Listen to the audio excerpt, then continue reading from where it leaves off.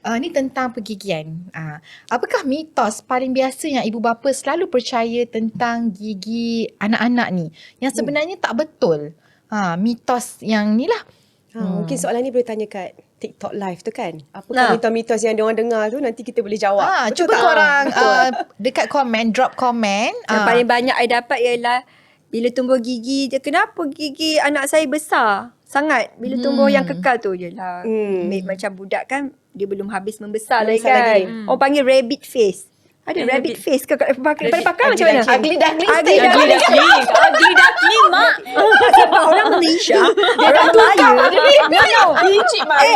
Orang Malaysia no. I memang macam ugly duckling. Orang Malaysia panggil rabbit teeth lah. Rabbit teeth tu bukan stage dia. Kita sesi lain. Nanti kita buat video rabbit face. Berpeluh tiba-tiba. Okay. Jangan cut. Tak apa, ugly duckling stage. Mungkin juga ada ibu bapa nak tanya, kenapa gigi saya besar, anak saya besar time ni? Mungkin apa komen doktor? Okay, gigi, mitos lah saya start. Yang paling simple sekali adalah mungkin parents fikir bila selagi anak belum start makan, tak perlu berus gigi. Betul tak? Mesti ramai yang fikir macam tu kan. Anak saya belum makan lagi, so dia belum makan, tak ada makanan masuk mulut dia.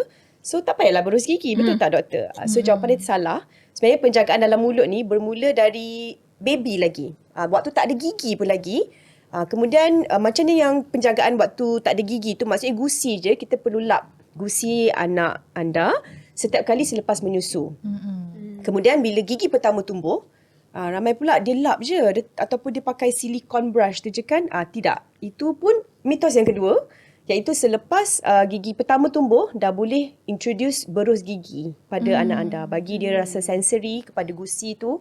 Itu akan melancarkan dan mempercepatkan dari segi bercakap. Untuk masa, oral sensory dalam mulut lah kan. Oral sensory. Okay. Itu yang kedua lah, mitos yang kedua. Kemudian, apa tadi?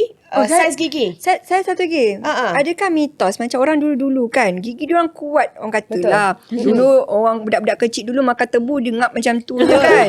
Makan daging, tak ada pressure cooker ni. Dan kita sekarang nak all pressure cooker. Ada blender spesifik khas untuk janganlah Thermomix.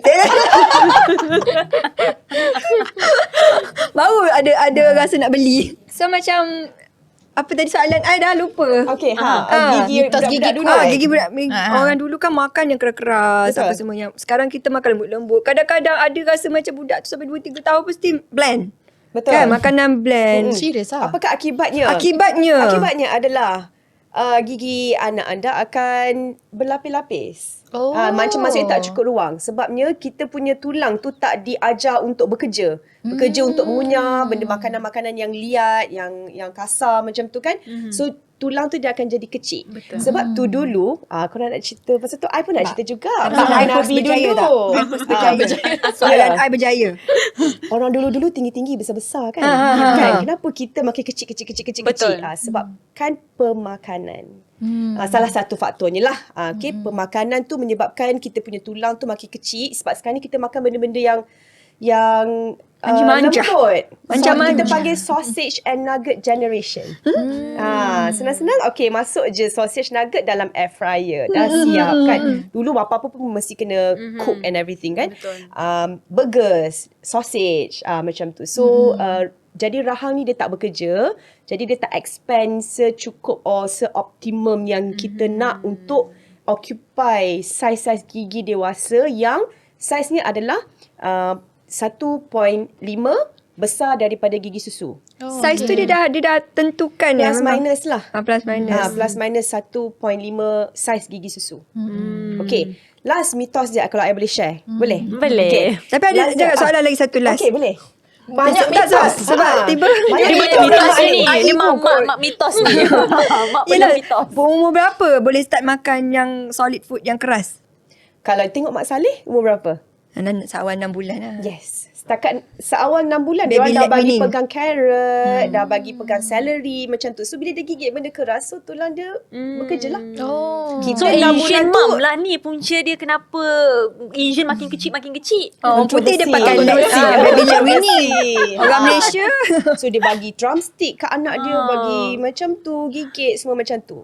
Kena buat balik zaman Flintstone. Tapi kan I nak tanya hari tu kan I pergi Afrika kan. Maksudnya macam I pergi Kenya tu kan I tengok cara diorang makan apa semua. Diorang makan ubi kayu. Betul. So disebabkan ubi kayu tu kan dia punya jaw dia Mungkin tu salah expanded. satu faktor lah. Sebab Kalau diorang nak cakap semua penyumbang genetik tu juga kan. kan. Genetik Genetik juga jugalah kan. pemakanan tu lah. Okay, last sekali adalah mungkin parents rasa gigi susu ni tak penting. Itu adalah salah satu mitos yang terbesar. Gigi susu ni nanti dia akan bertukar ke gigi kekal. Betul ke? Betul jawapan dia. Tapi ramai yang tak tahu sebenarnya gigi susu ni dia menyimpan ruang untuk gigi kekal keluar. Kalau gigi tu rosak, ramai parents cakap cabut je doktor. Gigi susu pun nanti tukar gigi kekal. Okay, Tak kenapa payah nak tampal tampal? pun. Mahal-mahal nak tampal. Kenapa anak I bukannya boleh duduk diam pun macam tu. So, salah satu penyebab, bukan penyebab lah, reason. Apa reason Sebab Sebab lah. Punca. from UK. Justify. Salah satu sebab kenapa gigi tu perlu diselamatkan. Selain daripada untuk makan, minum, untuk bercakap adalah dia menyimpan ruang untuk gigi kekal keluar. Contohnya I ada 3 jari, I potong 1 jari, kedua ni dia akan rapat. Jadi gigi kekal yang kat dalam ni akan keluar dalam umur 12 tahun. 13 tahun tersepit, terhalang, tak boleh nak keluar. So, itu salah satu punca dia lah yang kalau mitos yang I boleh jawab dekat sini dan membantu parents lah untuk datang ke klinik gigi, check, dapatkan nasihat. Oh, Jangan banyak risau, soalan Dr. Fee jangan tu. takut. I nak tanya dulu. Ya, anak muridku. Okay, Dr. Fee sila. Okay, tak invoice. Doktor tanya Cepat soalan. tanya ni. Saya kalau kita orang macam perempuan kan banyak masa nak buat V-shape muka, V-shape. Macam mana? Okay. Kalau V-shape adakah muat gigi kita? Yalah. Ada Soalan ni kau kosmetik ni lah. Dari kecil nak buat V-shape dah. Budak-budak sekarang advance tau. I rasa tu macam genetik kot kan. Ya, kalau V-shape. Ada sekarang dah pakai roller lah. Bubuhnya kain lah kat sini. Jadi Tapi I rasa V-shape. Itu daripada sudut masa. Masa kan So, lah. maksud segi Dr. ruang tu Fee, dia tak ada apa-apa. tak ada apa-apa Masalah masalah. daripada anak kecil ni macam nak jagalah. Maksud Dr. Fee kan, kau nak bagi anak kau V-shape. Maksudnya nak jadi awal-awal lah. Kadang-kadang Macam kan awal. budak-budak zaman sekarang kan umur 12, 11 dah pandai tau. Nak V-shape kan. V-shape tu Ya. class 3. Macam okay, tu tanya Dr. Otto juga. Tak ada. Okay. Lagi satu adalah penjagaan dia. Okay. Ada yang cakap kenapa gigi anak I berlapis ni apa? Sebenarnya kadang-kadang keturunan. Tengoklah parents dulu pun, mak ayah pun mungkin gigi berlapis. Tapi mak ayah pakai braces. So nampak gigi dia straight. Macam saya. Anak I berdaya dah. Yes. Sebab I pun terpedaya. Dia tengok, I thought gigi you straight. No. So kita kena ingat gigi kita dulu macam mana. So anak kita akan mewarisi. Sebab gigi yang berlapis ni dia lebih dominan daripada gigi yang straight lah kan. Kalau you buat plastic surgery. Sebab itu melibatkan tulang muka tu. Tulang muka Salah tu. satu point dia genetik ya. Genetik. So, it's okay, tak apa. Bagi je gigi tu keluar macam mana pun dia orang nak keluar. Nanti kita ada braces. Dan sekarang ni macam-macam advance treatment dental kita.